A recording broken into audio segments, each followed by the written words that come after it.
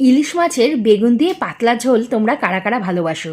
তো চলো আজকে দেখাই আমি কি করে ইলিশ মাছের পাতলা ঝোল রান্না করলাম। প্রথমে মাছগুলোকে ভালো করে ভেজে নিলাম, তারপর কড়াতে কালো জিরে ফোড়ন দিয়ে লম্বা লম্বা করে কেটে রাখা বেগুনগুলো এখানে দিয়ে দেবো, আর সেটাকে নুন হলুদ দিয়ে বেশ কিছুক্ষণ ভাজতে থাকবো।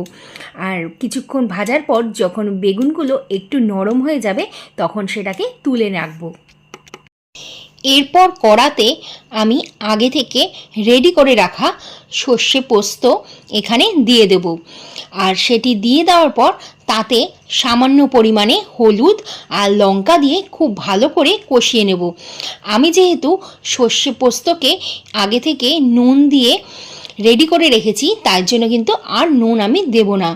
এরপর যখন সর্ষে পোস্ত খুব ভালো মতন কষে যাবে তখন কিন্তু আমি এখানে সামান্য পরিমাণে জল দিয়ে দেব, আরও কিছুক্ষণ ধরে কষাতে থাকবো।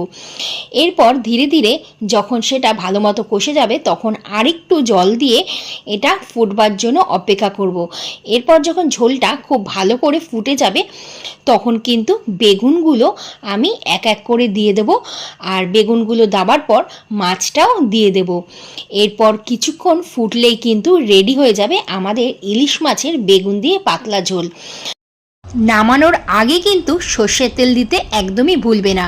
তো নামানোর আগে কিছুটা পরিমাণে কাঁচা সর্ষের তেল দিয়ে দিলে খুব সুন্দর একটা কিন্তু গন্ধ বেরোবে।